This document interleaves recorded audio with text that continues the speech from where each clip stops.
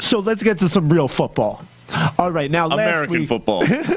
Last week, I was saying, I think when we were doing our 4-minute hut, Sean Payton, he's done. You know what I mean? Drew Brees, he's done. Now, I don't mean they're off the team. I just don't think they're going anywhere. I mean, I think you look at how bad the Saints were for so long, the Aints, Archie Manning, what I mean? Paper bag fans, the paper bags over the head.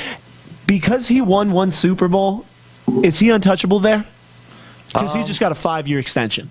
Well, what Sean Payton brings to the game is what, like, Mike Tomlin brings to that game. You know, he kind of brings that, livacious, yelling coach. He's moving up and down the sideline. You see he's a Parcells guy. Yeah, he's a Parcells guy most definitely. That's where I ultimately wanted to go, I guess. But I thought of Mike Tomlin right off the head here, because they're kind of similar in the ways that they interact with the game. They're involved, and especially with a team that is dealing with an aging quarterback.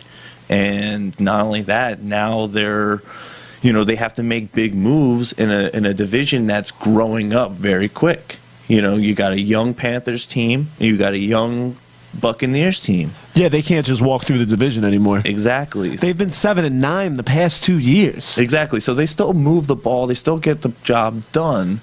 Not on defense. But just not on defense. I mean, how long... That was 32nd. Now, I mean, Sean Payton, okay, he's going to sign. It was some weird thing at the... I think it was at the coaches' breakfast. He said, I have a new contract. It's here with me in my briefcase. I haven't signed it yet, but it's a 5-year deal.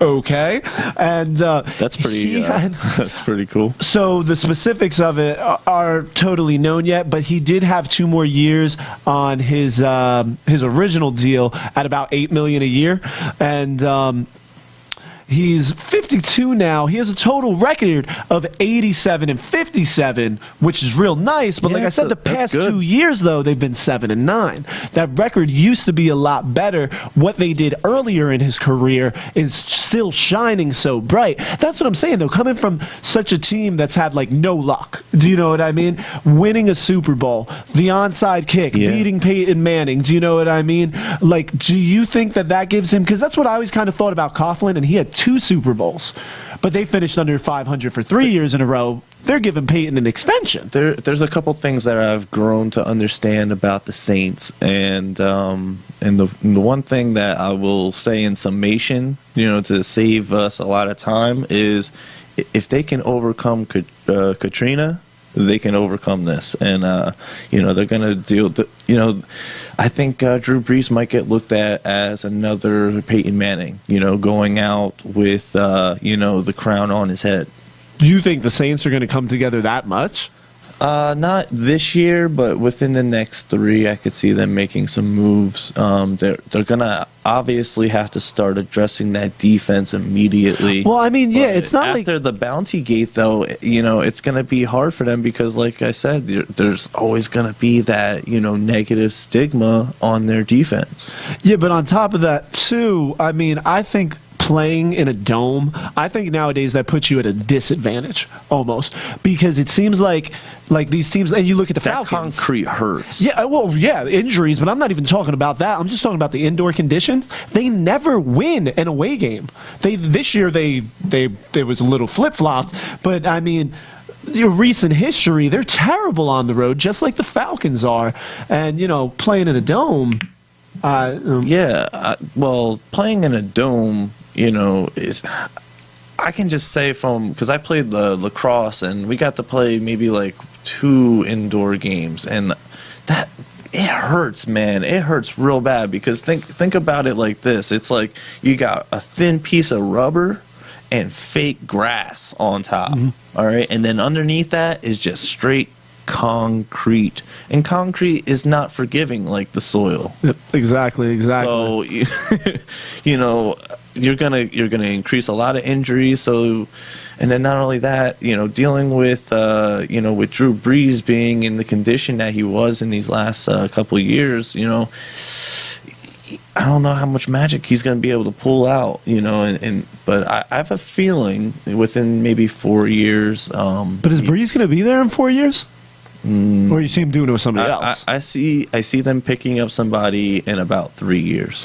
I think they're going to. So you mean like a Brock Osweiler, Peyton Manning thing, like you said earlier? Yeah, I think they're going to wait it out, and then if Sean Payton finds a guy that he can attach to, and get him in there to work with Breeze and learn the game, we'll see, because Sean Payton looks like that kind of guy that's going to be like, no, you ain't going out on my field just because they say you're good.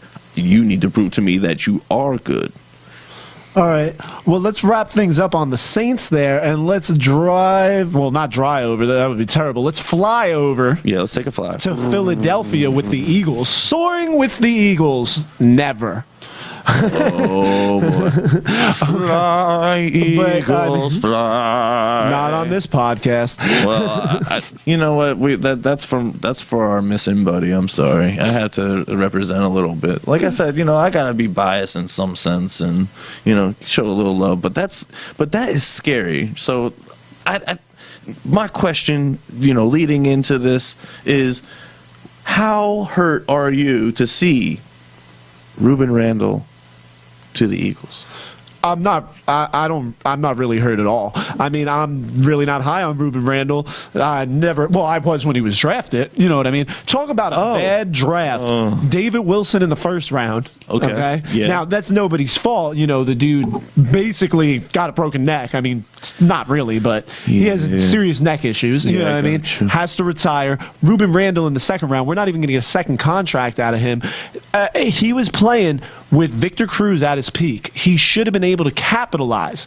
Then Cruz is out, and he plays with Odell Beckham setting the world on fire, and Randall still can't get it done. Now, he was our second leading receiver this year, but that doesn't say much on the Giants. That's what I'm saying, man. That doesn't say much on the Giants. What do you mean that's not saying much? Eli Manning is no joke. Oh, you ain't got to tell me. I love Eli Manning, but what I'm saying is, this year, we didn't have any wide receivers. I mean, we had Dwayne Harris.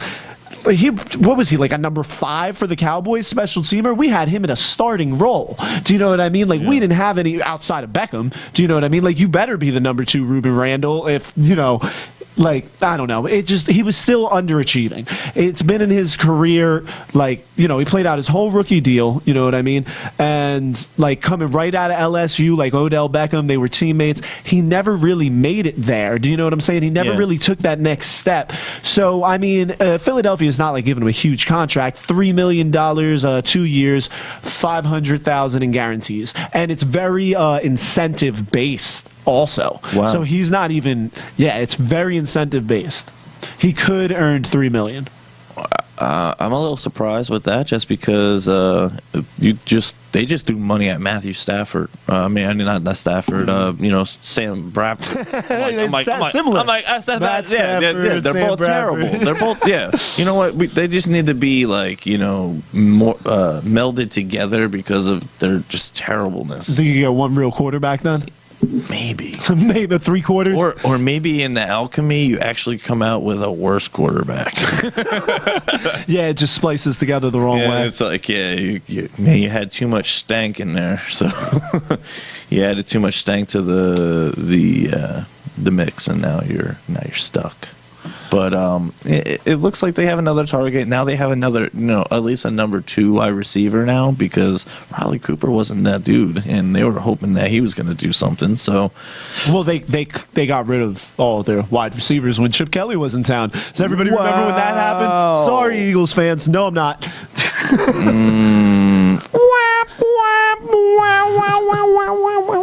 Say goodbye. All right, how's everybody doing out there today? Thanks for tuning in to this special edition Voice of Bedlam podcast.